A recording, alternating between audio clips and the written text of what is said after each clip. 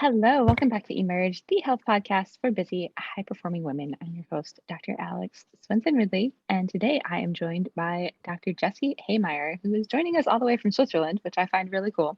But who she is she is the physician founder of Well Empowered, where she practices data-driven, outcome-oriented functional medicine. She created Well Empowered with one commitment in mind, providing you the foundation of health and vitality that transforms your experience of life and alters what is possible for you. And she does this by taking a root cause natural medicine approach. We obviously get along very well, those who know me well, but in working one-on-one with groups or delivering corporate webinars, Dr. H's guidance balances science and heart, providing the information, inspiration, and strategies needed to translate information into sustainable and transformative health outcomes. So, Dr. H, welcome to the show. Thank you so much, Dr. Alex. It's a pleasure to be here with you.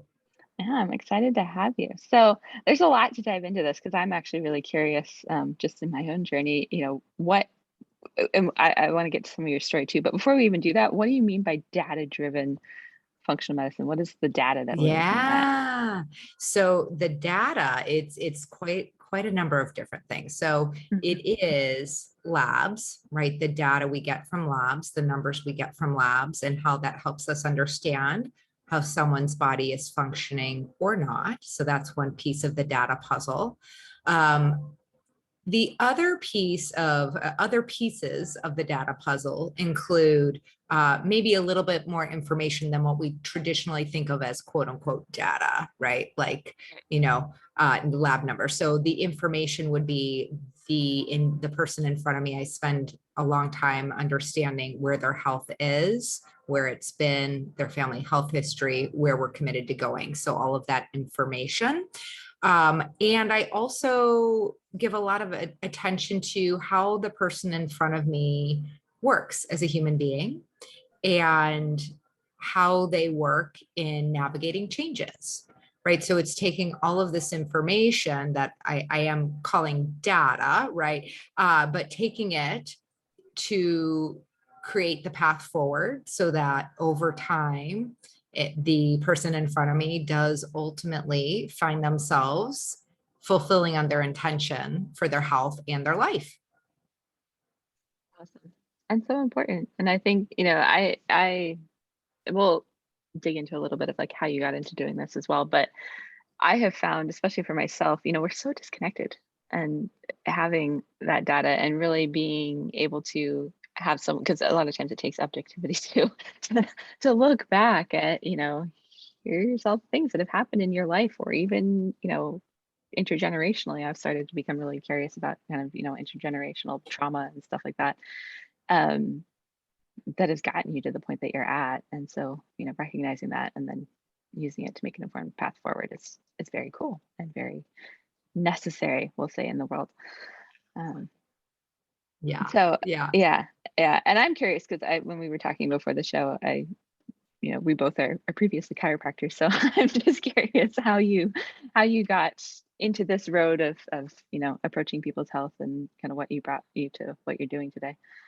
Yeah. So for me, right, I like to say straight lines are boring. I curves suit me best, right? So for me, this journey began in about 2004. And at that point, I was an owner of the first boutique high intensity strength training gym in Chicago. But I myself had been on what I call the weight loss roller coaster for about a decade and a half, right? I was in my, just moving from mid to late 20s at that time. Grew up dancing, spent a lot of time in front of a mirror and all the things that come with that, right? So I really had been up and down with my weight for quite some time. And there were a number of moments in 2004 that really formed a line in the sand for me and shaped my trajectory moving ahead.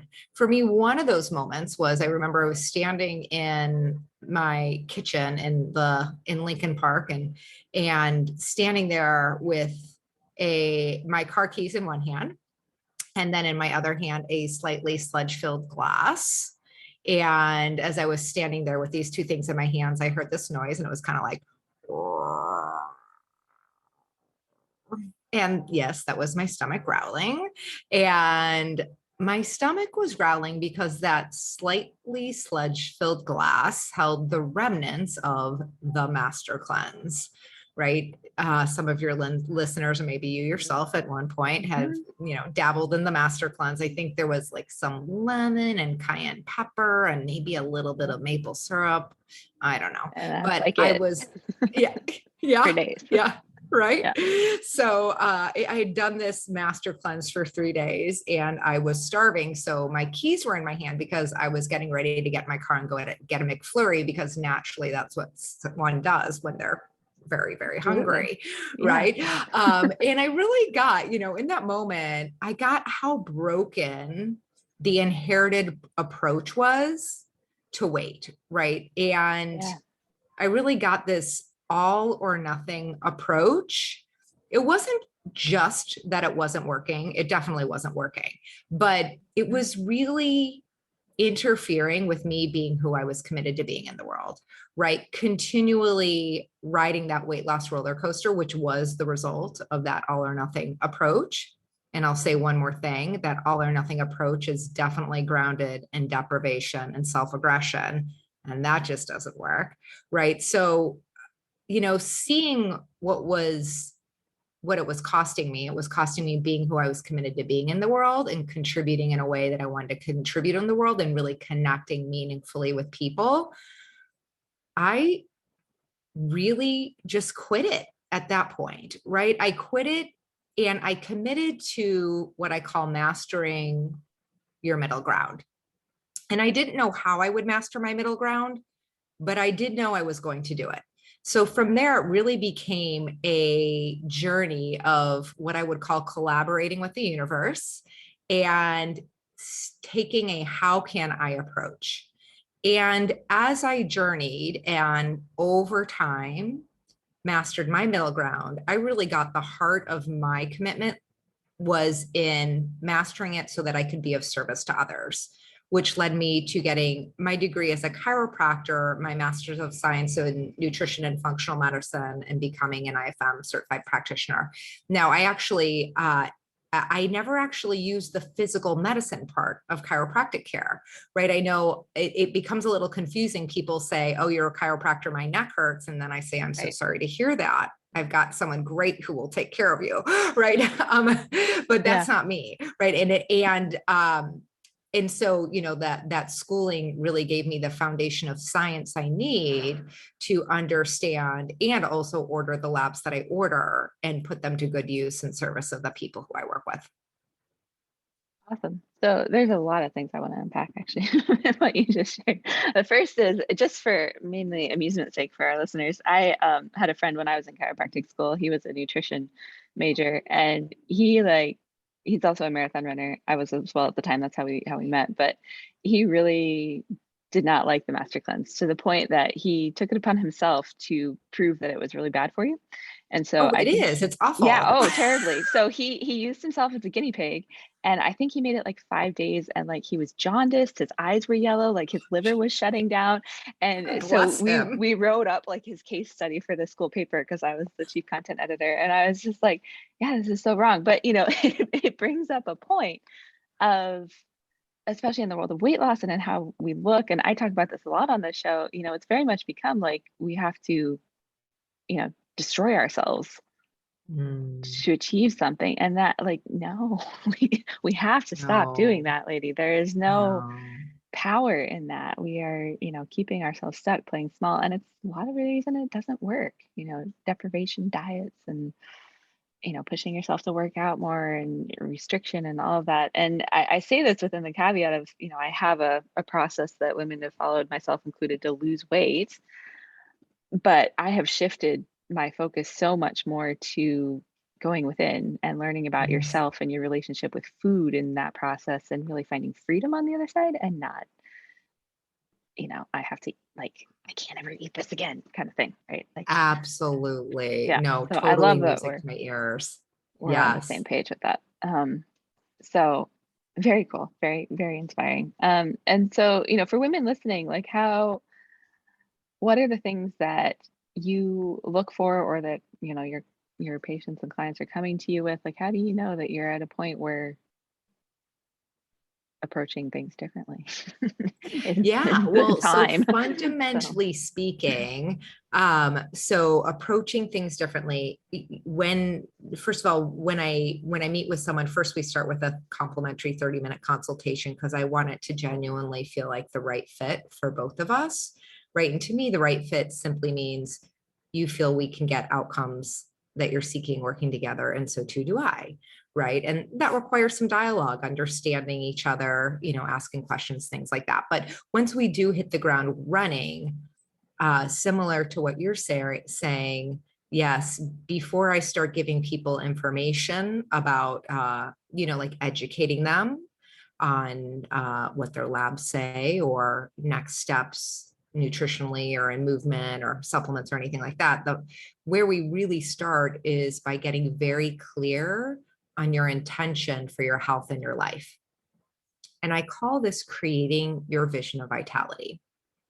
So I walk people through a process where they get very clear on, it's, yeah, okay, we all want to feel our best and look our best so that we can be our best.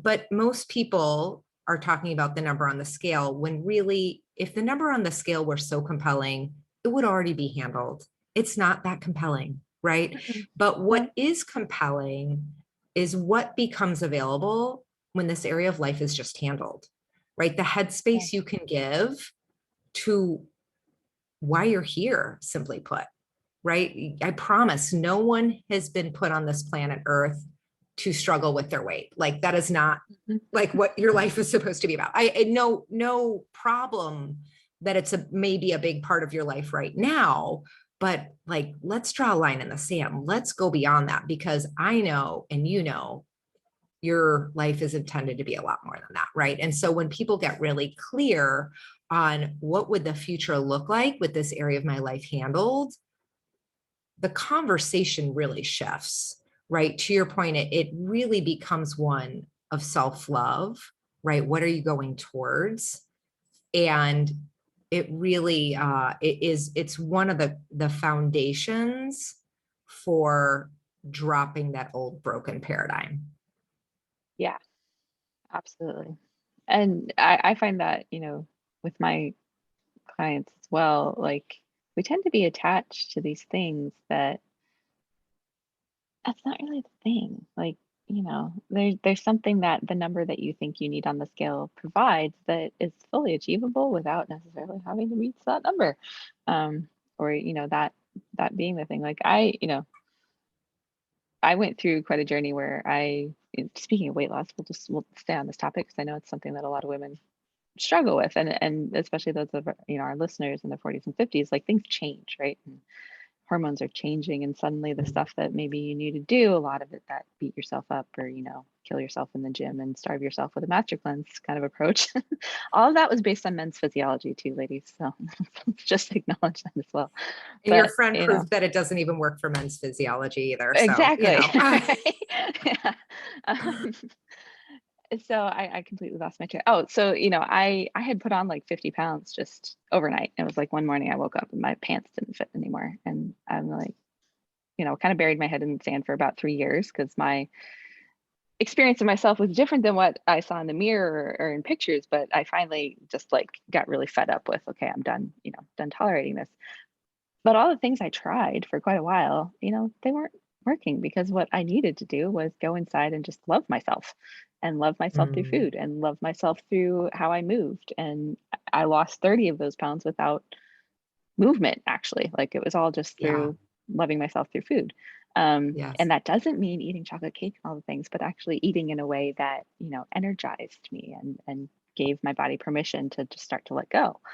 And I've repeated that with other women now, but it's not about the number. So the number I'm at right now is not the number that I had in mind for where I wanted to get to, but I feel confident and I feel good and I look good in my clothes and things fit. And, I'm strong. I'm not right now because I sprained my ankle 2 weeks ago, but, I've been more active than ever. I started running again. I've been doing stuff and just feeling good with where I'm at. And so that is really the journey that it sounds like you take women, people in general as well. Like that's what it's about. I love that. Yeah. And what you shared is totally music to my ears, right? That You feel strong and powerful and confident, and you feel that inner self-love expressing itself in your health. Yeah, Yeah. that's awesome. Yeah. And, that's what we want for everybody. So, it sounds like you are very much the guide that can help, Yes, yes. And, navigate all that. for my practice Well Empowered, the mission, and I don't mean mission as a marketing scheme, right? I mean like mission with a capital M, is people bringing their gift fully to the world and inspiring others to do the same. And to me, it is all but impossible to fulfill that mission without your health and vitality as you intend it to be, right? So for me, it really lives like a scientific truth, like gravity. Like, try and argue with gravity, you're not going to win, right? And I would say I relate to it the same way, right? When your health is handled, when you are living aligned with your intention for your health and your life, that's when miracles happen. Yeah. And it's all about that alignment, right? Like, and I find for me, and I don't know about you, and not every woman who listens to the show is in the business world as well, but I found a lot of parallels in like how I do business and my health. And so many of us, business ends up, or your career or whatever it is. I talk a lot about what I call selfless syndrome on the show. So like, we're giving our time and energy to everyone else, and there's literally nothing left over for ourselves. And we aren't showing up as our best selves because we don't have any time to, do that and be that. And being aligned, it's like there's all these things that we should do, right? And so I talk a lot about Yes. stop shoulding yourself. Like, Right. it's about connecting with yourself enough to know what you actually need. Yeah. Yeah. And Yeah. I would say, the word should, similar to some of the other adjectives people use about food, right? Good food, bad Right. food, or to describe their actions. I cheated, quote unquote, yesterday. Right. All of Right. those words, should, shouldn't, good, bad, cheated, that's all the language of morality. And there is no morality in how we care for our body. There simply is the way we care for our body and the effect, right? Food is not good or bad. Beverages are not good or bad. Certain foods in certain quantities produce what outcome? Other foods in other quantities produce another outcome, but they're not good or bad, right? You actually said it beautifully when you were sharing your journey, right? You talked about, it wasn't chocolate cake. It was fueling my body with fundamentally foods that allow your body to operate at its best, to thrive, right? We could use all kind of scientific terms, but really, foods that elevate your health. That's one way of saying it. A high quality food elevates your health. A low quality food, if consumed in excess, right? It is definitely not true that, you can have 0 chocolate cake for the rest of your life. That's definitely not true, right? But a low quality food, if consumed in excess, creates stress on the body. And that interferes with health. And that shows up as symptoms or as lab numbers that are not promising when it comes to somebody's longevity, right? So it's kind of, food and beverages, moving or not moving, not good or bad, just simply produce certain outcomes. Yeah. And I love that, because even, for listeners, getting the objective data, from labs and all that, it's something I've done with my clients as well, and very important. Because sometimes it can be surprising. My own labs were surprising to me that I ran recently. So I'm like, Yeah. And so then it becomes, but then it becomes navigating what's going to move the needle for you. And so also approaching that, kind of data objective, like, especially if food's a hot topic, and a lot of the stuff I talk about with my clients, I know, so I'm sure it is in your world as well. But, what if you just pay attention to, hey, this made me feel like this, or this made me feel like this. I have learned, I've been gluten and dairy free since I was 20 because I learned that I felt better not eating it. And later on, I learned that I have, some of the genes that I can't process lactose, and I have one of the genes for celiac. So I'm like, doesn't mean I have those Yeah. diseases, but I just, I already knew that because I'd done that, but then it reaffirmed the choices. But, not everybody's going to react the same to certain things. And so it's not about Yes, a absolutely. cookie cutter thing. It's like, what is the outcome of when you do this? Yeah. Right. What I Yeah. hear you What works sharing. for the person in front of us, right? Yeah. And also, partnering with those people to move ahead at a cadence that's both going to produce the outcomes they care about and is sustainable, right? Yes. And that's one of the joys of partnership. And also there's like you were sharing about looking at your labs, it's guiding people so that they can really understand what their labs are saying, right? I had a woman who I worked with who she came in and she was saying, she said she felt inflamed, right? And I asked her, how is that showing up for you in your body? Because I'm sure like you, right, people will say, oh, my inflammation is high, and it's a feeling. They don't actually have labs that say it yet, but it's a feeling. They're onto something, right? So asking where it's showing up. And for her, it was showing up as pelvic pain, right? We looked at her, we actually measured her inflammation, right? Inflammation is a knowable number. In addition, some people do experience it, and some people can have high inflammation and not have any known symptoms, right? Or maybe only symptoms when they resolve the inflammation, they look over the rear view mirror and they say, oh my gosh, they look through the rear view mirror rather, and they say, oh my gosh, I didn't know that was how it was showing up for me, right? But nonetheless, so for this woman, we found out that her Hscrp, which stands for high sensitivity C-reactive protein, it's one of a few measurements of inflammation, and it really keys into chronic long-term inflammation. And that's really the tricky one, right? The stinker that interferes with healthy metabolism, that interferes with heart health and longevity and brain function, so many different things. But for her, it was showing up as pelvic pain. So once we saw her inflammation was elevated and we started, we discussed what her next steps were. And part of her next steps did involve supplements to bring that down in conjunction with the changes she was making.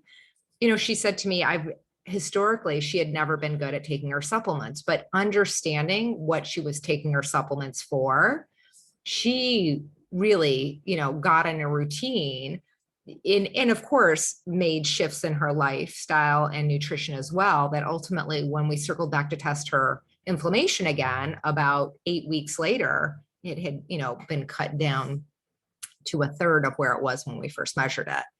And so that learning journey, but really like that, speaking to, if I had just not I can't read bodies, right? I need the numbers to understand where our points of leverage are, the labs. And then her understanding it was, for her, it was really crucial to her journey. Yeah, absolutely. And I think a lot of people, well, and maybe we should talk a little bit about this, because there's the Western approach to labs, and then there's functional medicine, which is more where we're looking. And that doesn't mean that being within normal limits makes you normal, and that does not mean that you also can't change the labs by doing other things that don't involve taking medication. Absolutely. Yes. Yeah. I mean, like you, all of my interventions are natural. And I shared some of the key points of data driven. The other thing that I would say that I didn't mention before that data driven portion involves is research, right? Like the data of research. It also involves the data of clinical experience, right? We do learn through our clinical experience. So those combined, right? To your point, when inflammation is elevated, when, a nutrient is low, or when there's disruption of the microbiome, whatever it is we see in the labs, absolutely, using nutrition, supplementation, and lifestyle, we absolutely can move the needle. Now, we can't move the needle on everything, right? There, I am a firm believer there. I mean, not believer, it's just simply true that there's a time and a place for different toolkits, right? And as practitioners, it's really important to know what's right when, right? I am committed to for the people who I work with. My North Star is their health and their outcomes. And it's a privilege and a joy to get to be a part of their journey. And I don't think twice about directing them elsewhere if I think that they are better served elsewhere, or better served taking a dualistic approach, right? Using some tools from our natural toolkit and some tools from, a traditional medicine toolkit that does involve prescriptions. Yeah. And some of I think part of our chiropractic school, dogma is like, yeah, anti-medicine. And it's, I've learned that it's not. There's definitely a time and a place for Western medicine. And some of my most successful clients, I had one that in the course of our working together, she also kind of went down on a journey and just got a diagnosis of ADHD that she's probably had her whole life, but had just kind of been functioning with. And so, she very empowered in her decision, made the choice to, we did a lot of work. We cleared, she's one who was really into the parasite stuff I do. So she measured it all. So, she got 9.5 feet of biofilm out of her and felt really clear and started processing trauma she'd never talked about. And it was very cool. But she also made the choice to start taking some medication for ADHD. And it was I firmly believe that the medication probably would not have worked as well as it has if we hadn't done a lot of, preparation in the body first. And that was just, she was very clear on her choice. It wasn't like she felt like she was being pushed on her. She was like, I'm just going to try this. And, as a result, she's learned the generic version does not work for her. And so she has to get the real thing, which is another, thing about pharmaceuticals that drives me nuts. But and she's also had the experience of she's like, the chatter in my head is gone and I can just focus and get stuff done. That's outstanding. It's amazing. And so that's like the marrying of both worlds. So you don't have to feel like choosing a natural approach means you can't be in both worlds. Absolutely. And it's so fun to see practitioners of both veins starting to wake up and take a more collaborative approach, right? We all have great toolkits. Not one of us has every tool in our toolkit. No. So we just need to play the game of what's right when, right? And it's great. It's so fun partnering with other practitioners that have tools that can be helpful. Absolutely. And just for those listening, realize you have a choice and you don't have to, you have a choice in who you see, you have a choice in what approach you take, you have a choice in how you marry it together or not. You are, we're here to partner with you, not to dictate to you. So absolutely. Yeah. Awesome. I've really enjoyed this conversation. So just kind of in bringing it full circle, is there anything that we haven't hit on that you either want to share or feel like it's important for listeners to? Yeah, I would say this is very much consistent with what you and I have been speaking to, which is really coming from a place of self-love. And so there are two things that I invite your listeners to step into in their health journey. One is stepping into a practice of being kind and honest,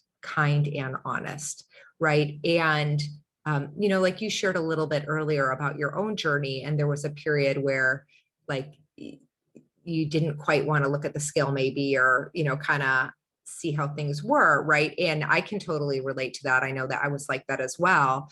And I would say for me, that was an expression of a desire to be kind and not knowing how to be kind and honest, right? Because before that, if I was honest, it was like pull up the whipping post and, use it on myself kind of experience, right? But once I really got clear on my intention for my health and my life, once I created what I call my vision of vitality, it really became about something else. So I was able to cultivate being kind and honest, but it didn't happen overnight. It was a practice, one foot in front of the other, practice sort of thing. So that is one invitation I have for your listeners, is to really just kind of contemplate, what would it be like to be both kind and honest? And I don't have any specific instruction, but stepping into that as a consideration, and how might it show up for you in your life, right? That's one thing.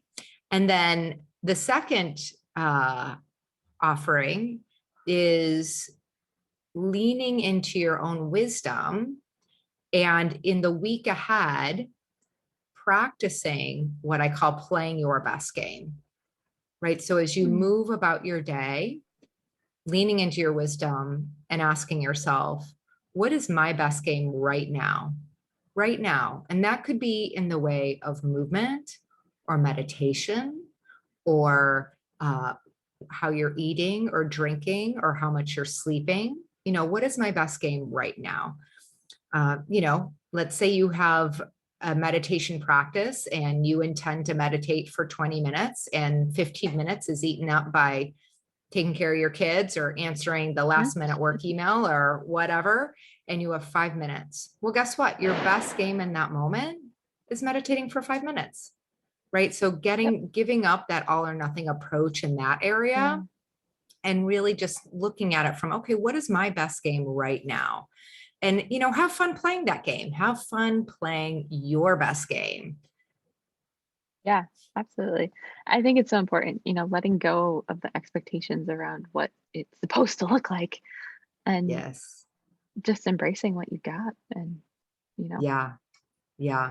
One of totally. my friends shared a blog with me the other day that was around mastering your wealth. And, I'm always fascinated by the parallels, and you kind of pointed to the parallels between, your business and health. Right. And so this blog was speaking to, to master your wealth, you're going to have to ignore the Joneses, right? Stop playing a game of keeping up with the Joneses. Right.